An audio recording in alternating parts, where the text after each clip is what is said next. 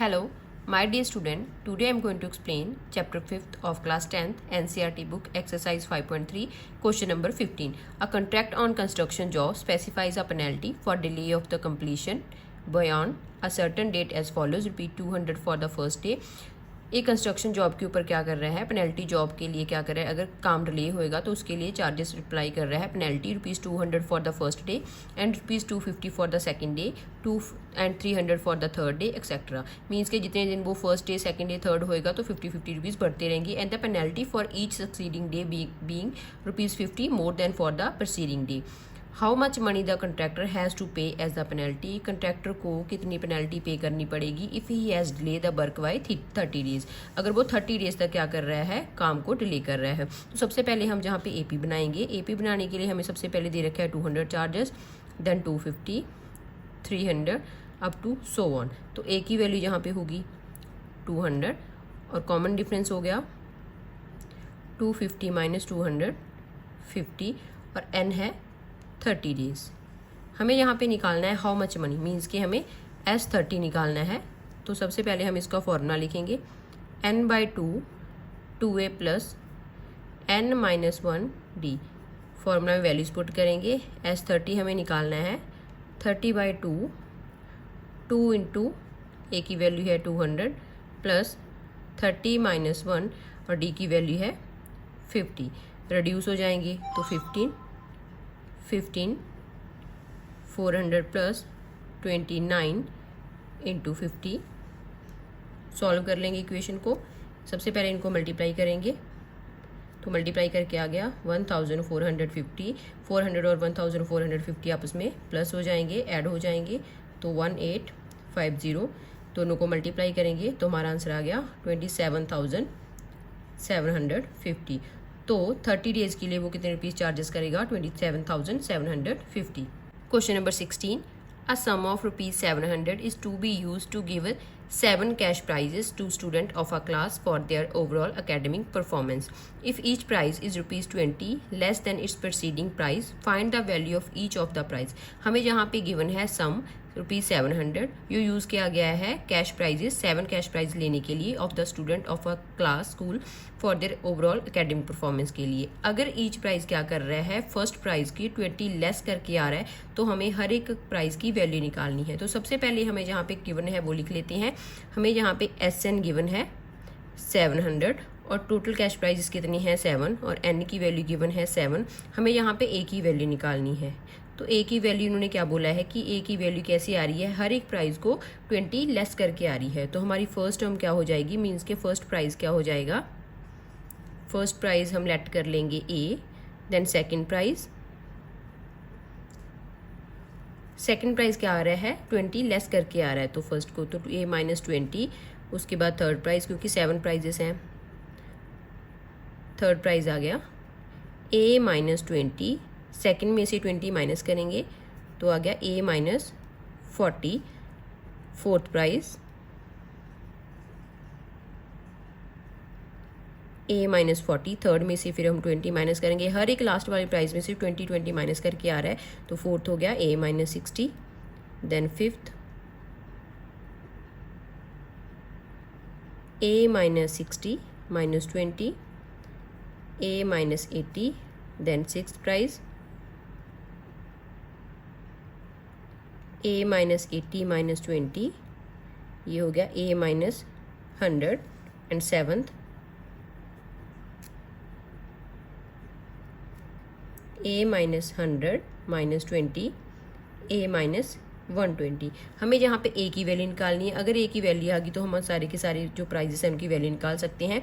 Formula लगाएंगे SN का, SN = n/2 2a plus n-1d। यहाँ पे हमारे पास D नहीं है तो D निकालने के लिए हम क्या करेंगे, सेकंड में से फर्स्ट को माइनस करेंगे। D A - 20 माइनस A से A कट हो गया तो D की वैल्यू आ गई -20।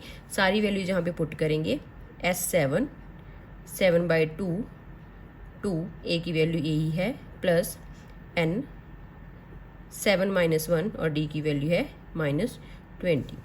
7/2 2A 7 - 1 6 6 इंटू -20।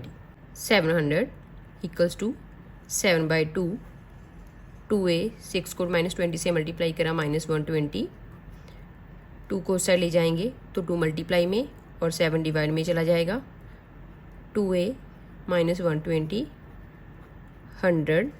100 को 2 से मल्टीप्लाई करेंगे 200 और 120 इधर आके क्या हो जाएगा प्लस 320, 2a है तो यहाँ पे 2 अपॉन में चला जाएगा, a की वैल्यू आ जाएगी 160, तो a की वैल्यू आ गई 160, मीन्स कि हमारा फर्स्ट प्राइज़ आ गया। फर्स्ट प्राइज़ की वैल्यू आई है 160,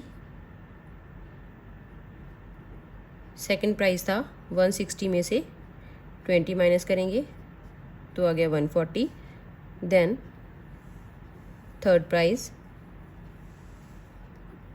160 में से 40 माइनस करेंगे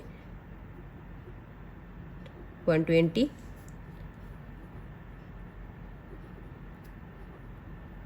fourth prize 160 minus 60 100, and fifth prize 160 minus 80, and sixth prize 160 minus 100 60, and seventh price आ गया 160 minus 120 40, तो ये हमें निकालना था। Question number 17, in a school student thought of planting trees in and around the school to reduce air pollution. एक school में जो students हैं वो क्या कर रहे हैं, उन्होंने प्लांट्स करने हैं tree in and around the school ताकि एयर पोल्यूशन कम हो पाए। It was decided that the number of trees that each section of each class will plant will be same as the class, और ये decided था कि जितने number of trees लगाएंगे वो सेक्शन के अकॉर्डिंग होंगी in which they are studying. Example, a section of the class 1 will plant 1 tree. अगर क्या है बच्चे फर्स्ट क्लास में पढ़ रहे हैं तो वो 1 ट्री प्लांट करेंगे, अगर वो क्या कर रहे हैं सेकंड क्लास में हैं तो वो करेंगे, एंड ये 12th क्लास तक चलेगा। There are the 3 section of each class, और हर एक क्लास में क्या है, कितने सेक्शंस हैं, 3 सेक्शंस हैं। How many trees will be planted by the students, हमें यहाँ पे निकालना है how many trees will be planted, students के द्वारा कितने ट्रीज लगाए गए हैं, मीन्स कि हमें S12 निकालना है। तो सबसे पहले हम AP बनाएंगे। AP बनाने के लिए अगर एक क्लास का बच्चा क्या कर रहा है, एक क्लास के फर्स्ट क्लास के बच्चे 1 ट्री लगा रहे हैं, और एक क्लास में कितने सेक्शन है, एक क्लास के 3 सेक्शंस हैं, तो फर्स्ट क्लास ने कितने प्लांट्स लगाए 3। अगर सेकंड क्लास के क्या कर रहे हैं, सेकंड क्लास के बच्चे 2 ट्रीज लगाएंगे तो उसमें 3 सेक्शंस हैं, तो टोटल कितने हो गए 6। तो ऐसे ही करके हमने क्या करी, जहाँ पे सीरीज बना ली अपनी, और लास्ट क्लास है तो लास्ट क्लास के लगाएंगे 36। अब हमारी यहाँ पे A की वैल्यू आ गई है 3, D आ गया 6 - 3 3, और N की वैल्यू है यहाँ पे 12, और S12 हमें यहाँ पे निकालना है। फॉर्मूला लिखेंगे और फॉर्मूला में वैल्यूज पुट करेंगे, n/2 2a + n - 1 d, S12 हमें निकालना है 12/2 2 × 3 + 12 - 1, और d की वैल्यू है 3। ये रिड्यूस हो जाएंगे 6 3 2 = 6 + 11 × 3 6 6 + 33 ऐड हो जाएंगे 39 को 6 का मल्टीप्लाई करेंगे 234। तो 12 क्लास तक के बच्चे कितने ट्रीज लगाएंगे 234।